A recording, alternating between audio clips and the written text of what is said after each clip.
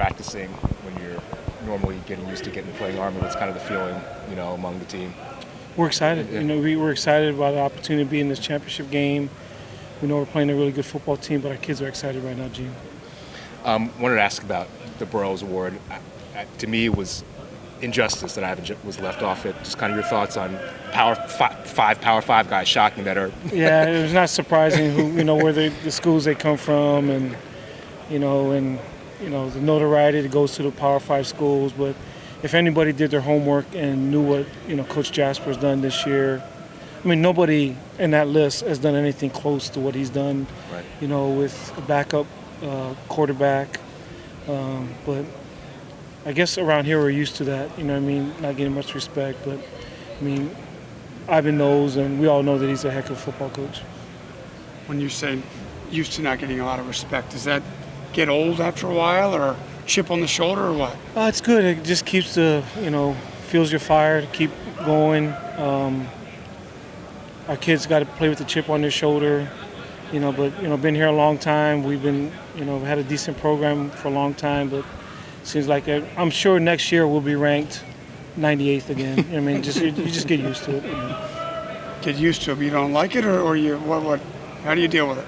Well, it's like I said, it's good fuel for us in the off season. Stuff that we, keep. Like I said, we play with the chip on the shoulder. Our kids play motivated to prove people wrong, but we always have to do that. So it's no different for us. Ken, I know you don't look too far ahead, but there is still a possibility of a New Year's Bowl. Where does that kind of fit in your preparation for everything? Well, it's exciting, but if you don't win, it don't matter. So our preparation and all of our focus is trying to play and beat a really good Temple team, and that's where all of our focus is at. And after that, and obviously we got an Army after that, and you just let the chips fall where they may. Scott gave me the game notes, gave us the game notes. Over 600 yards for whatever many games, to 60 points in 2 or 3 games now. Do you ever stop and go, my goodness, look what we're amassing here, or you just sort of can't see the forest for the trees then? Well, but when you win, the next game even becomes bigger. Now we're playing for the AAC championship. So you don't have time to pat yourself on the back or gloat or anything. You got to prepare for the next team and the next game. It's exciting to be in this position, and the offense has done some good things as far as numbers, but none of that carries over.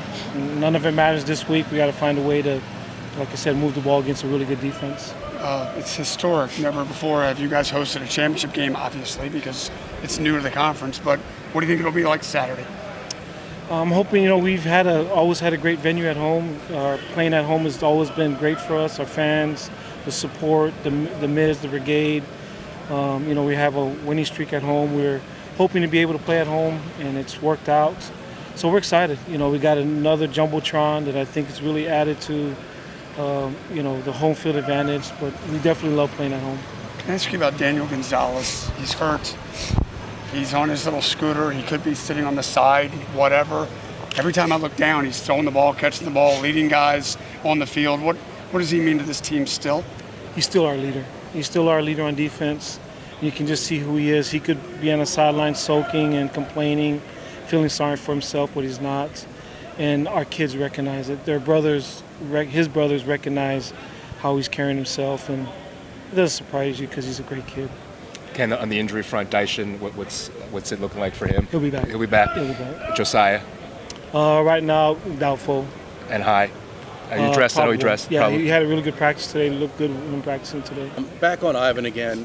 Do you feel that he will be a head coach one day? Because it's kind of hard to believe he's not at this point. I don't know what else the guy has to accomplish. He's accomplished a ton of things, and his resume speaks for itself. He's definitely deserving of that. Gene was talking about the Burroughs Award, which is a really prestigious award for assistant coaches, and to not even be mentioned in the finalists is a shame. And like you said, hopefully somebody will recognize this guy's a heck of a football coach and could lead a program. I know you're a meticulous planner. If Ivan were to become a head coach, I'm sure you've already thought about who might be your offensive coordinator, but he would be a big loss because he's also the one that trains these quarterbacks, and you might be able to find a guy to call plays, but teaching your quarterbacks is a whole nother story.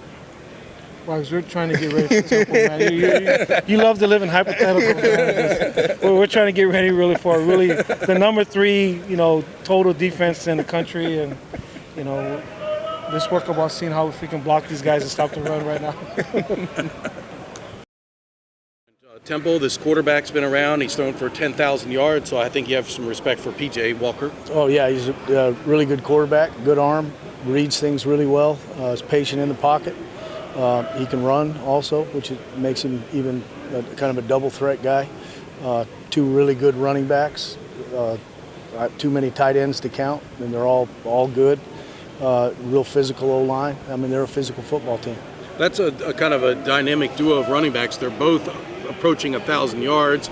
Are they different? Jihad Thomas, this other guy, are they different? Yeah, one is a little more of a quick, kind of a scat back guy. What and number? Number 5. Mm-hmm. And 25 will more run power. you over. Yeah, right. he's a downhill runner. But both of them are really, really good, really good running backs. How are they holding the ball for 34 minutes? Because when you look at it, they're not a pure running team like you all. They're very balanced. What are they doing that enables them to dominate possession to that level? They're not trying to get a million snaps. I mean, they will huddle. They'll come to the line. They take their time. They'll snap the ball with 20 seconds on the clock or 15 seconds on the clock. They manage the clock a lot like Coach Niumatalolo does or our offense does. They're not in a hurry. They're going to get, their X amount of possessions and make them count. Mm-hmm. They're not an up-tempo, try to get, 100 plays in. Right, and physical offensive line. Very physical. Yeah, their whole team is physical. I mean, they have they'll block you on the perimeter. Their receivers are good blockers. Tight ends are good blockers. They're a well-coached physical football team. I'm doing a little feature about Micah Thomas. Do you feel that in the absence of Daniel on the field, that maybe Micah has become your on-field leader? I think so. Yeah, I think he's always kind of been that guy anyway. Him and Gonzo in the summertime sort of took charge of the meetings with the other defensive players. But I think so. I think he's become the guy people look to. So yeah, I'd say definitely. Is he the one getting people set? I mean, he's got to be the most Yeah, experienced. he does all the getting the front set. He helps with coverage checks. He's a smart linebacker. Does a really nice job, for the defense. He's your leading tackler for the season, and often is the leading tackler in each game.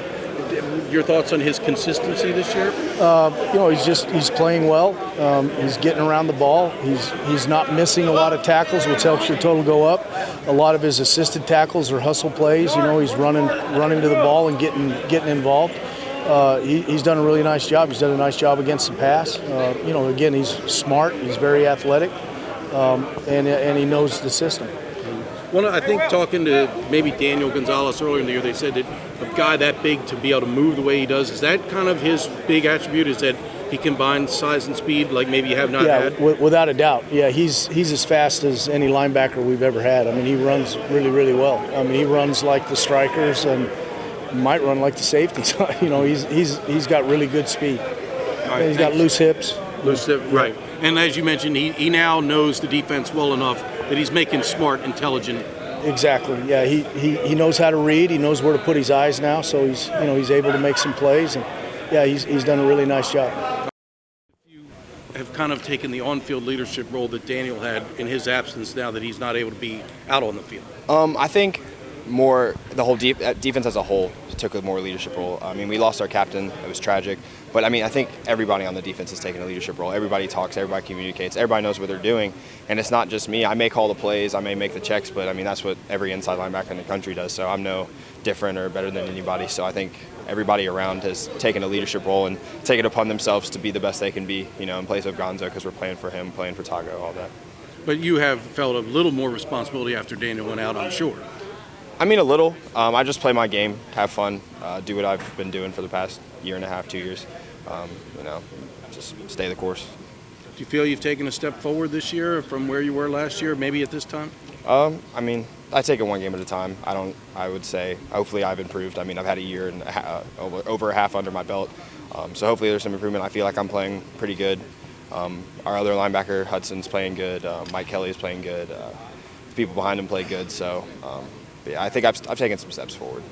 When you went into this year, I'm sure you reviewed film from last year. What did you want to improve upon? Was there anything in particular you said, I got to get better at this? Yeah, I mean, you got to be your biggest critic. So I came into the year wanted to work on my speed. I think I moved pretty well, but I mean, you can always get faster. And just being physical downhill, not thinking too much. Just sometimes instead of trying to make the tackle, just hitting somebody and making somebody else make the tackle. Fill up a hole or plug a hole and stuff like that. So being more physical and downhill and not thinking, I would say that's why. When Daniel went out, I believe you moved into his particular inside linebacker. So you went from Sam to Mike. Is that Mike correct? to Sam. You went to Sam. Yes. Why was that? I mean, Daniel, when I was a sophomore, he played Sam. The year before he played Mike, so it was just a step over. I mean, the strong side gets most of the runs, has to think a little more, a little bit of the playmaker. And Gonzo was in that spot, and once he went down, I mean, they're pretty much the same. It's just one side's to the field, one side's to the boundary, and, they typically colleges typically run to the field more because the hashes are so much So the bigger. Sam is to the field. Yes. And in terms of responsibilities, I mean, are you almost always run conscious? I mean, how much? I think I saw you covering Zay Jones, which was probably not so fun. Yeah, no, how no. often do He you was a get great stuck player. in pass coverage? I mean, I could be in pass coverage any play, but we're run first inside linebackers. We stop the run. That's what our defense does. That's what we pride ourselves on. But, I mean, you read a guard, they tell you pass. I mean, you got to drop in coverage. Yeah, I was matched up on Zay Jones, which, he won that battle. So we did a little stuff to try to not let them isolate me on a receiver or the Mike on a receiver. But, yeah, I'm in pass coverage sometimes, but we're run first defense. So on that note, Temple is a little more conventional in terms of what they do. Are you looking forward to that from your standpoint as opposed to these crazy spread offenses? I've been waiting for it. I mean, for the past 8 weeks we've playing spread, option, dink and dunk, all that stuff. It's just so frustrating as an inside linebacker because you can't really control most stuff in the pass that goes on. But Temple's downhill. They have a fullback. They have multiple tight ends. A little bit like UConn. They like to run the power. So I'm excited. I'm excited to have a physical game. Get after it and play a team that's similar to us. Yeah, this is your cup of tea, right? It is, yes. Right, your I'm style excited. of game. Yes, sir. And how do you think you're having a good season? You're leading the team in tackles. You've led the team in tackles quite a number of games. You feel good about where you're at, Micah? I feel good. I always can improve, but I feel good.